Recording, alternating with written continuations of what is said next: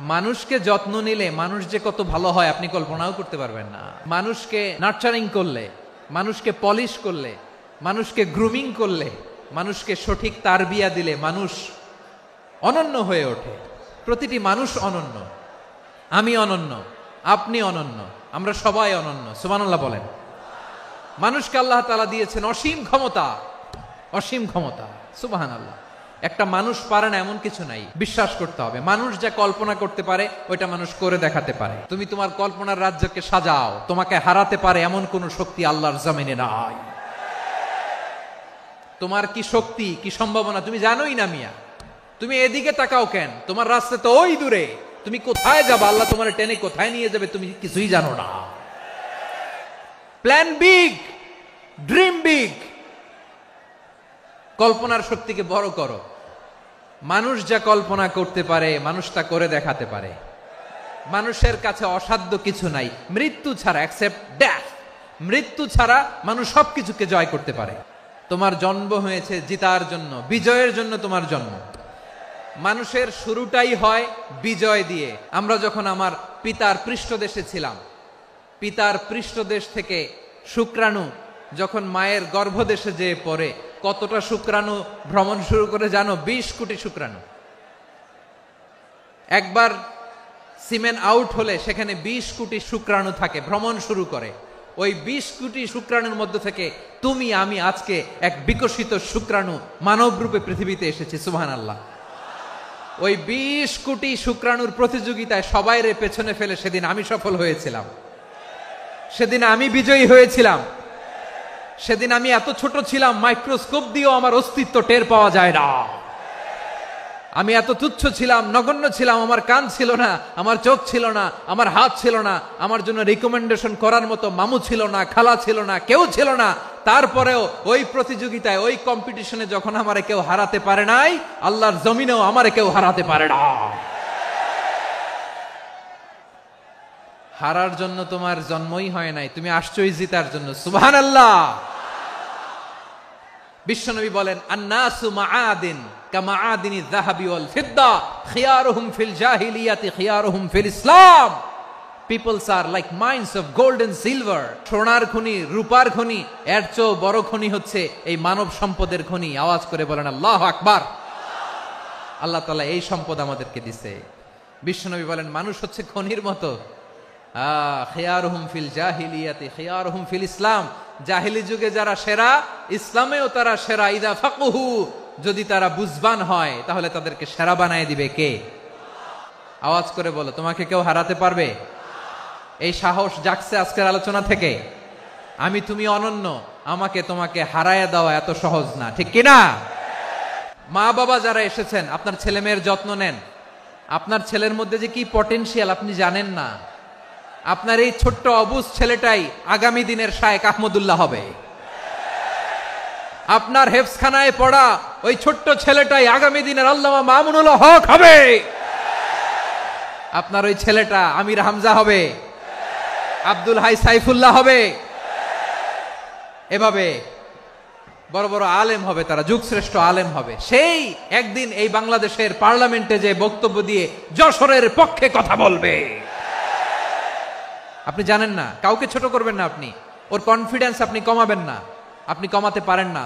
প্যান্ডেলে আমার যে মা বোনেরা আছেন, ছেলে মেয়েদেরকে কখনো ছোট করে কথা বলবেন না। ও যে কোথায় যাবে আপনি জানেন না। আপনি মা হয়ে তাকে সাহস দিবেন, তার কল্পনার জগৎটাকে সাজাতে তাকে উৎসাহিত করবেন, ঠিক কিনা বলেন? আব্দুল্লাহ ইবনে আব্বাস রাদিয়াল্লাহু তাআলা আনহু, বিশ্বনবীর কাজিন, চাচাতো ভাই। আবার মাইমুনা রাদিয়াল্লাহু তাআলা আনহু, মাইমুনা নবীর স্ত্রী, তিনি ছিলেন আব্দুল্লাহর আপন খালা। তো নবীর বউ যদি ওনার খালা হয়, নবী তার কি খালু। তাহলে সম্পর্ক অনেক গভীর। কাজিন আবার খালু, ছোট্ট মানুষ, তাই রাতে মাঝে মাঝে ঘরে থাকতো। বিশ্বনবী দেখলেন আব্দুল্লাহ যেহেতু আমার ঘরে ঢুকতে পারে, আব্দুল্লাহরে এই উম্মতের বড় শিক্ষাবিদ বানাইতে হবে। তাই আব্দুল্লাহ ইবনে আব্বাসকে বিশ্বনবী হাতে কলমে শিক্ষা দিয়েছেন। তো বিশ্বনবী রাতে যখন তাহাজ্জুদ পড়তেন, ছোট্ট আব্দুল্লাহ ঘরে থাকতো। বুঝতে পেরেছেন? ছোট্ট মানুষ তো ঘরে থাকতো। তো বিশ্বনবী তাহাজ্জুদের জন্য একবার দাঁড়িয়েছেন, ছোট্ট আব্দুল্লাহ ওযু করে দাঁড়াইছে। আচ্ছা বলেন তো, ইমাম আর মুসল্লি মোট যদি দুইজন হয়, একজন ইমাম একজন মুসল্লি, তো মুসল্লি ইমামের কোন দিকে দাঁড়াবে? ডানে দাঁড়াবে। ছোট্ট আব্দুল্লাহ বুঝে নাই, বিশ্বনবী তাহাজ্জুদ শুরু করেছেন, উনি ইক্তেদা করছেন আর দাঁড়াইছেন বায়ে। কোথায় দাঁড়িয়েছেন? আব্দুল্লাহ বলেন, যখন আমি বায়ে দাঁড়ালাম, আখাযা রাসূলুল্লাহ সাল্লাল্লাহু আলাইহি ওয়াসাল্লাম উযুনি আল ইউমনা ইয়াফতিলুহা, বিশ্বনবী নামাজরত অবস্থায় আমার কান ধরে টেনে আমার ডান দিকে এনে দাঁড় করায় দিলেন। পড়েন সুবহানাল্লাহ। দেখেন, হাতে কলমে শিক্ষা। আর জীবনে ভুল হবে? কথা কয় না, আর ভুল হবে? আর ভুল হবে না। এভাবে বিশ্বনবীর অনেক সঙ্গ পেয়েছেন, সফর করেছেন, একই বাহনে বসেছেন, এক বাহনে বসে লম্বা নাসিহত করেছেন। আব্দুল্লাহ, চাইতে হলে আল্লাহর কাছে চাও, সাহায্য চাইতে হলে আল্লাহর কাছে সাহায্য চাও। মনে রাখো, গোটা বিশ্বের সবাই যদি তোমার সাহায্য করতে চায়, ততটুকুই করতে পারবে যতটুকু আল্লাহ তোমার নসিবে রেখেছে। গোটা বিশ্ব যদি তোমার বিরুদ্ধে ষড়যন্ত্রে দাঁড়িয়ে যায়, ক্ষতি ততটুকু করতে পারবে যতটুকু তোমার জন্য বরাদ্দ আছে। এর বাইরে কিছু করতে পারবে না। আওয়াজ করে বলেন ঠিক কিনা? এভাবে হাতে কলমে শিখিয়েছেন, বিশ্বনবীর সঙ্গ পেয়েছেন। উনাকে বিষ্ণু ইসলাম শিক্ষাবিদ, এডুকেটর অফ দিস উম্মাহ হিসেবে সিলেক্ট করেছেন, হাতে কলমে শিখিয়েছেন। বিশ্বনবী একবার প্রকৃতির ডাকে সাড়া দিয়ে এসেছেন। এখন কি করতে হবে? নামাজের জন্য অজু করতে হবে। বিশ্বনবী এসেই দেখেন অজুর বদনায় পানি ভরা, খুশি হয়ে গেলেন। বললেন, কে রেখেছে পানি? একজন বলল, আব্দুল্লাহ রেখেছে। বিশ্বনবী অত্যন্ত খুশি হলেন। খুশি হয়ে একটা দোয়া করলেন, বললেন, আল্লাহুম্মা ফাক্কিহু ফিদ্দীন ওয়া আল্লিমহু তা'ওয়ীল। আল্লাহ, তুমি আব্দুল্লাহকে দ্বীনের বুঝ দিও আর কোরআনের তাফসীর শিক্ষা দিও। বিশ্বনবীর এই দোয়া এমন লাগছে, উনি রাইসুল মুফাসসিরিন, এই পৃথিবীতে যত মুফাসসির ছিল, যত মুফাসসির আসবে, সকল মুফাসসিরের সম্রাট হিসেবে স্বীকৃত হয়েছেন। আব্দুল্লাহ ইবনে আব্বাস, বিশ্বনবী ওনারে আজান শিখান নাই, বিশ্বনবী ওনারে ল্যাঙ্গুয়েজ শিখান নাই, বিশ্বনবী ওনারে অ্যাম্বাসেডর বানান নাই, হাতে কলমে শিক্ষা দিয়েছেন। ছোট্ট মানুষ, বিশ্বনবী ইন্তেকাল করলেন। আবু বকরের সময় গেল, ওমরে ফারুকের খেলাফত, তখনও তিনি তরুণ। ওমরে ফারুক রাদিয়াল্লাহু তাআলা আনহু ওনার ক্যাবিনেট মিনিস্ট্রির বৈঠকে এই আব্দুল্লাহ ইবনে আব্বাসকে পাশ দিয়ে বসায় রাখতেন। বয়স্ক সাহাবারা এটা পছন্দ করতো না। তারা বলতো, ঘটনা কি? আব্দুল্লাহর মতো ছেলে নাতি আমাদের আছে, এরা কেন রাখে ওমরে ফারুক? ওমরে ফারুক এটা টের পেলেন। তিনি বুঝতে পারলেন যে ক্যাবিনেট মেম্বাররা এটা পছন্দ করে না, ছোট্ট আব্দুল্লাহরা কেন রাখি, কেন যে রাখি, এটা একদিন বুঝাবো। একদিন মিটিং এ তিনি সবাইকে বললেন, ইদা জাআ নাসরুল্লাহি ওয়াল ফাতহ। এই আয়াত দ্বারা উদ্দেশ্য কি বলেন তো মুরব্বী সাহাবীরা? এক সাহাবী বলেন, এই সূরা দ্বারা উদ্দেশ্য, আল্লাহ বলেছেন আমাদেরকে বিভিন্ন ল্যান্ড, বিভিন্ন এলাকা বিজয় করতে হবে। ওমরে ফারুক বললেন, না, হয়নি। আরেকজন বললেন, বিজয় হওয়ার পর আমাদের বেশি বেশি আল্লাহর বরত্বের ঘোষণা দিতে হবে, এটা উদ্দেশ্য। ওমরে ফারুক বললেন, না, হয় নাই। যারা জিজ্ঞেস করেন কেউ পারে না। সব শেষে বিশ্বনবী ছোট্ট আব্দুল্লাহরে বলেন, আব্দুল্লাহ, ইদা জাআ নাসরুল্লাহি ওয়াল ফাতহ, এর দ্বারা উদ্দেশ্য কি বলতো? ছোট্ট আব্দুল্লাহ বলেন, হুয়া আজালু রাসূলিল্লাহ। এই আয়াত দ্বারা বিশ্বনবীর বিদায়কে উদ্দেশ্য নেওয়া হয়েছে।